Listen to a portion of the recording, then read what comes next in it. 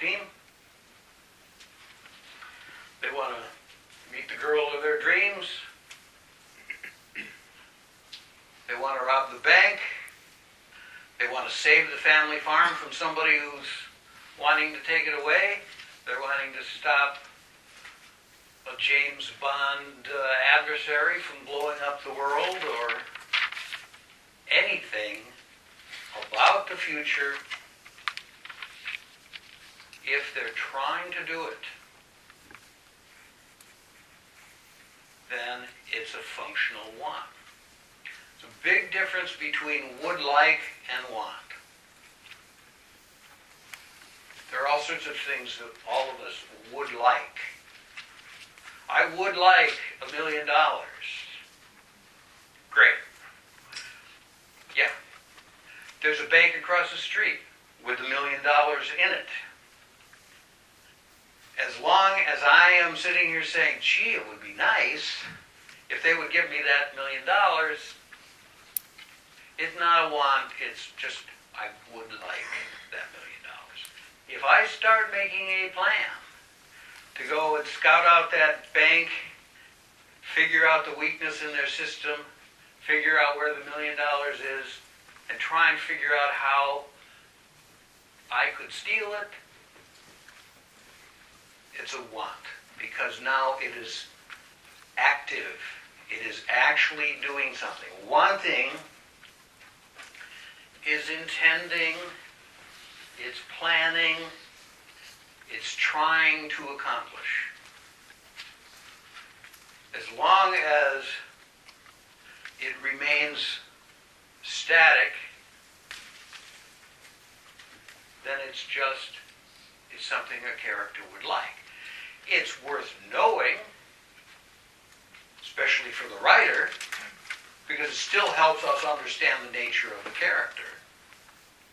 But it isn't a want around which a story can be built. Go back to our lousy hunter. He wanted to catch that deer and drag that carcass home and feed the whole tribe. He was actively trying to make it happen. It wasn't just sitting on a log and saying, gee, it would be nice if that deer would just drop dead in front of me, and then I could drag it home and we could all eat. It was trying to accomplish it. So we're talking a character that we're capable of understanding, wanting something about his or her future, and trying to make it happen. So stories are about striving in one way or another. There's thousands and thousands of variations on what we can do with this, but it always boils down in some way to trying to do something. Even if it's to keep something from happening, that's still doing something. If the character is inactive, then the world has to be active. So we can have a passive central character as long as we have an actively hostile world. Two best examples you'll see of passive central characters are Hamlet and Rick in Casablanca. Both of them are really actively passive. Right? Hamlet hems and haws and stews and talks to the walls about trying to make himself get into action. And he can't. So his obstacle is himself, at least for a long time, but he's got an active world around him in opposition to him that believes he already is in action. Pretty much the same is true for Rick in Casablanca, who even says, I stick my neck out for no one,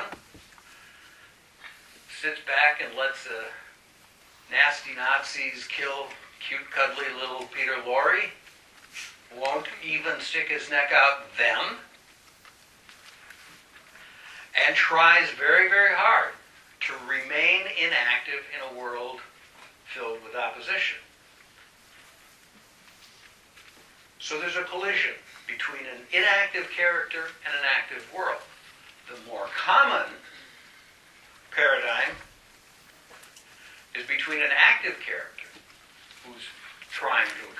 something, and either an inactive world or an actively hostile world. Either way, you've got a collision. So we're looking for, with somebody wanting something, we're already thinking about storytelling in terms of, well, how can it be difficult to get? What's in the way? Those obstacles that make the accomplishment difficult can come from other characters.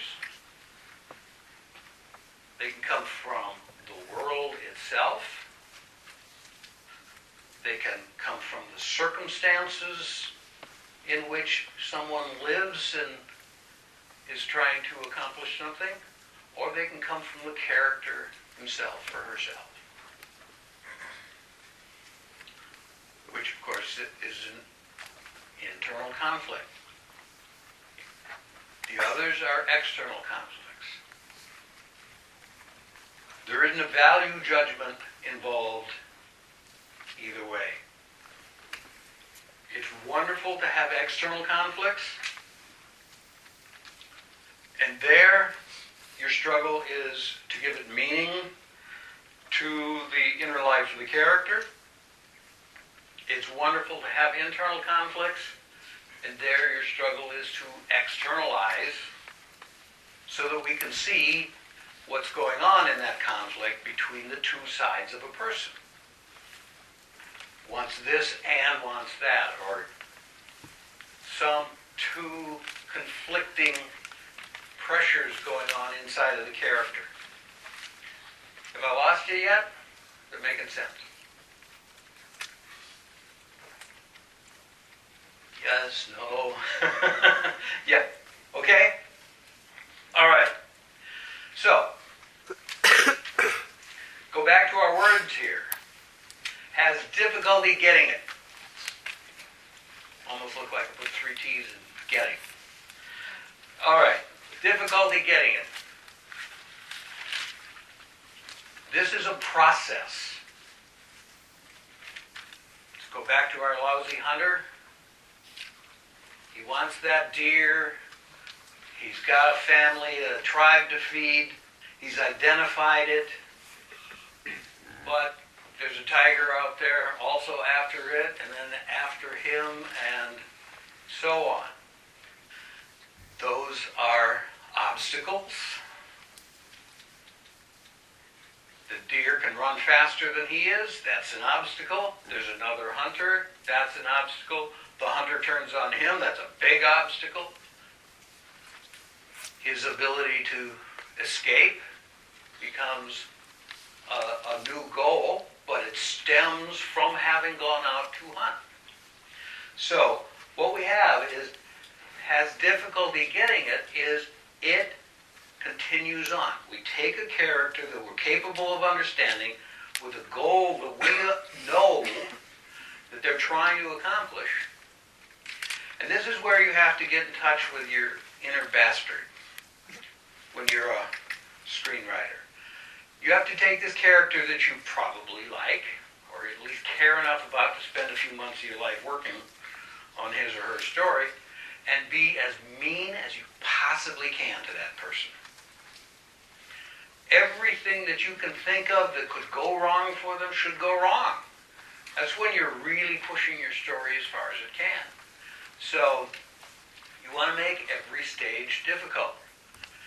Our character is wanting to escape from prison. Your first attempt at screenwriting, they find a rope.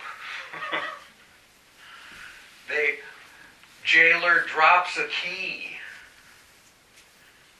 There's a riot on the other side of the prison that has nothing whatsoever to do with our protagonist, that just makes it really nice. Tonight's the night, because I've got a key, I've got a rope, and everybody is looking the other way. What you need to do when you're really pushing your story is the opposite. You have to make them figure out how to make rope out of toilet paper or whatever it is that they've got available to them.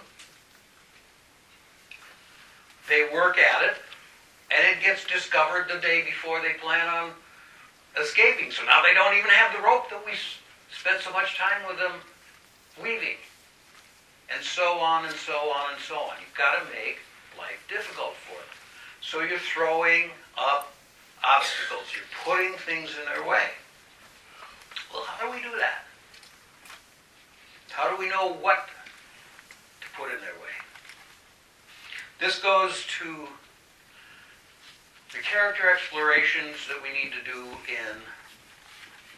when we're in our screenwriting classes or any time that we're writing a story.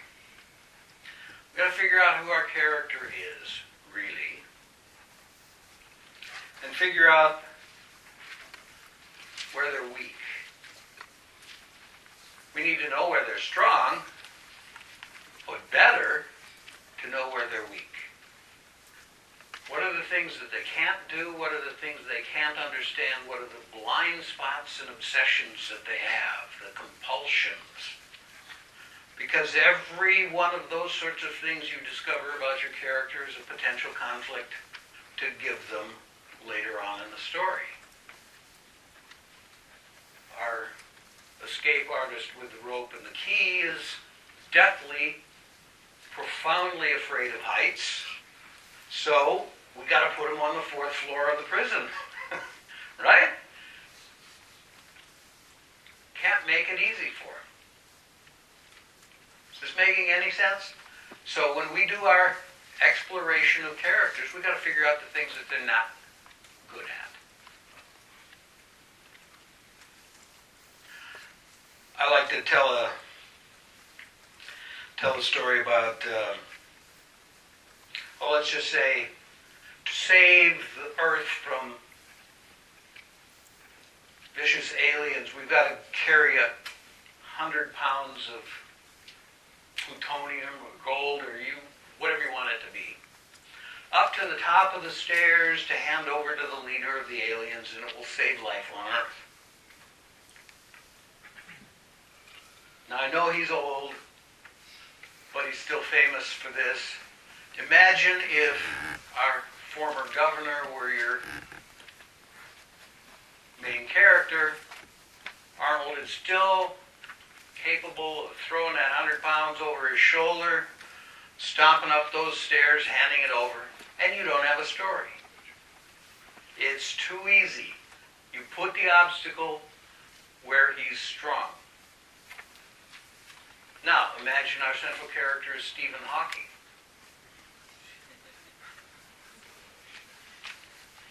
World's most disobedient body.